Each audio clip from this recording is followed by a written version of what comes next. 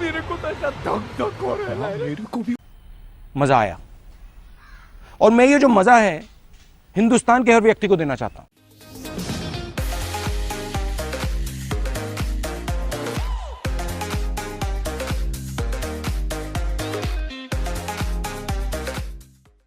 December 21st, 2018 was the last time I saw Shah Rukh Khan on the big screen in a full-fledged lead role. An actor who I've grown up watching on the big screen, and it almost became a part of my film-obsessed life to be invested in which movie we're going to tune in for next in his career. Not that it mattered, I saw everything. A 4-year hiatus, an unprecedented break, several debates and discussions on a presumably dwindling relevance, all squashed with absolute fervor on 25th January 2023 as his return back to cinemas with Pathaan garners the highest advance booking for an outright Hindi movie in history. It tells you about the unanimous love the individual still gets showered with and how despite the noise, people have tuned in for his return. Slightly nervous on seeing how everything unfolds, I went in for an early morning show of Pathaan, hoping and praying that it delivers the action thriller spectacle we all have been craving for. Captured, missing and on missions over 4 years, Pathaan, played by Shah Rukh Khan, is called upon by his own brainchild intelligence agency and RAW to return and protect the country from the threats that are posed by Outfit X,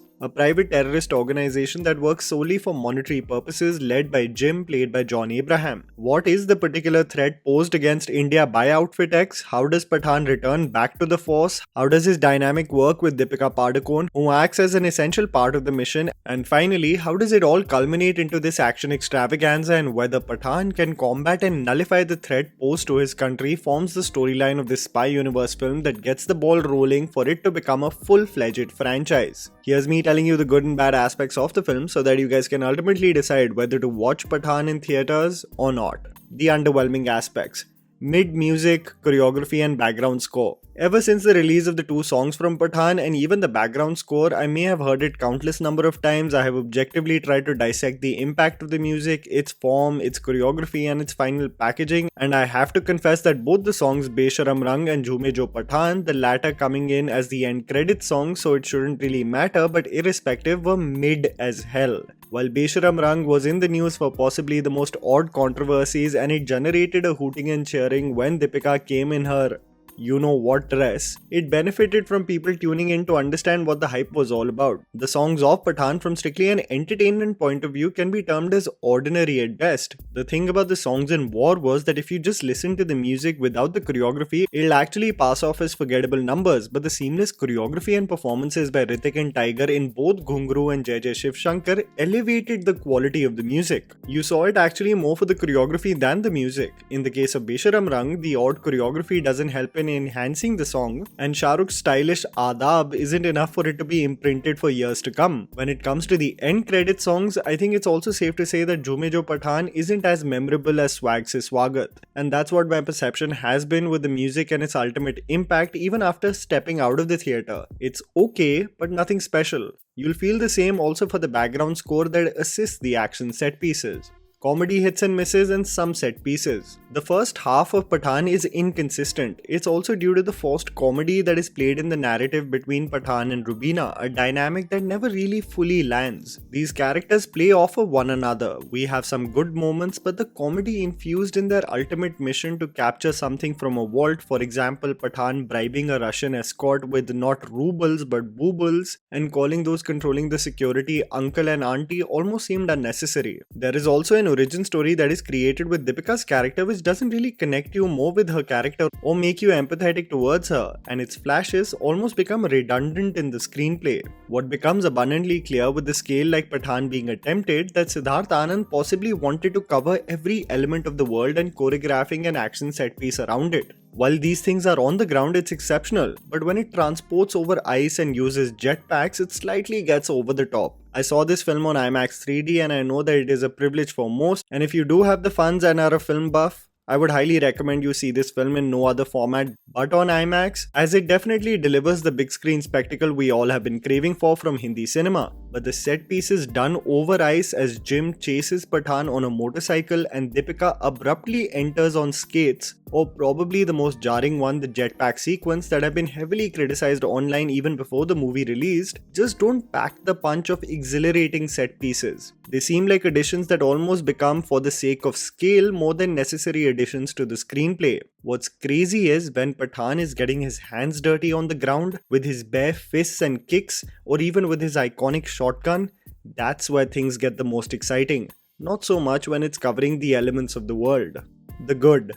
Hand-to-hand action set pieces. One of the most engaging aspects of Pathaan is seeing Shah Rukh Khan in the flesh get into hand-to-hand combat set pieces. Clearly, in some instances, you can see Shah Rukh executing the movement from start to finish. I think as an action star, Shah Rukh almost goes under everyone's radar, but there is a nimble and agile presence that he possesses even at 57 that really benefits the film and actually making it believable that Pathaan is a force to be reckoned with.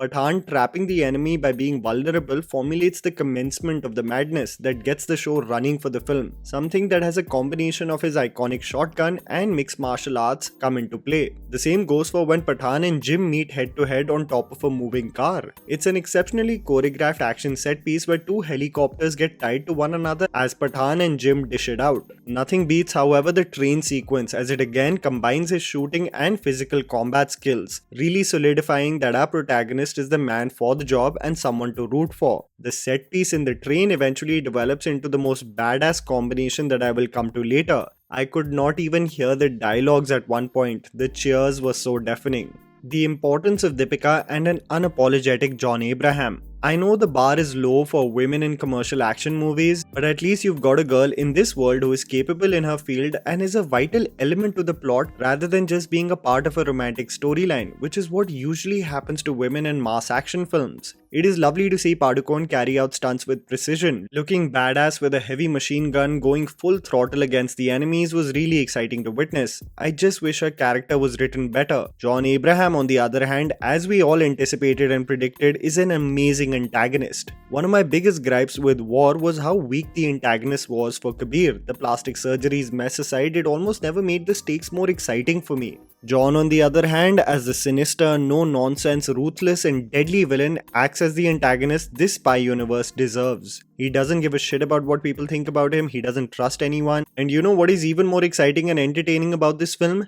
That he has a compelling origin story, believable and expanded exceptionally well. You actually understand why he is on the mission to do anything for a person who offers him a contract and why an individual becomes the monster that he is today. That's the great part about Pathaan. It's well written with respect to its socio-political commentary, about identity, about one's relationship with the nation, and this elevates it further to not just become a random commercial action film. The cameo delivers, and how. The recent trend to talk about when it comes to movies that are presented on such a scale is elevation. Elevation are those moments in films where you lose your voice. You shout so loudly in the theatre for the hysteria that is created on the screen that you can't speak anymore on your voiceover. The same situation happened here immediately after the interval, and the cameo all of you wish for is in its full glory. It's so well choreographed that I don't have enough words to say. The action set piece that is designed around and above the train between the two characters and how they annihilate the goons is exceptional. Especially this one long shot with Shah Rukh, which just showcases his ability in the action genre. We all grew up watching them, and finally combining forces with one another made me actually emotional. I assure you, you will definitely be cheering and clapping in the theatre. I can't wait for you to experience it yourself.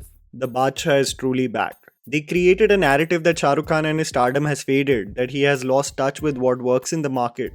Oh, how bloody wrong were all of them. I remember in 2018 formulating what would be the best comeback for Shah Rukh Khan, and just seeing him getting integrated into the spy universe makes my heart happy. Not because I predicted something close to it, but because there could not be a better packaging for his return. We rarely see him in the action genre done right, with Dawn, Ravan and sporadically in Raees, but to see him in a film that just doesn't randomly fizzle away was such a sigh of relief. Shah Rukh Khan is introduced in this film so well, with his scruffy hair momentarily hiding his identity, the light immediately putting his eyes on focus. You knew this was going to be a wild ride. Pathaan is infused with one-liners. Shah Rukh is at his smug and sarcastic best, really getting the crowd going with his one-liners and duels with Jim. One of my biggest fears was that this, like most Shah Rukh Khan films, will get lost in several subplots and forget its core. And this is not the case at all with Pathaan. And finally, there is a cohesion with the Shah Rukh Khan action film that actually gets you invested till the final minutes of the film. I would urge all film fans to stay for the post-credit scene, as Pathaan really is the balance of star service and mass action that Hindi cinema was really craving for. Barring some CGI issues and the convenience that comes with the hero persevering in mass commercial action films, these elements are not overwhelming enough to ruin the experience of the action extravaganza. An inconsistent first half transitions to go into full gear in the second, leading to setting in stone the fact that the Badshah is truly back. And that was the video, guys. Write down in the comments below what you thought about Pathaan. Please don't forget to follow me on Instagram, the handle's right in front of you. Follow me at JammyPants4. Also, please support us by smashing the like button and subscribing to our channel for weekly content ahead. Thank you for watching.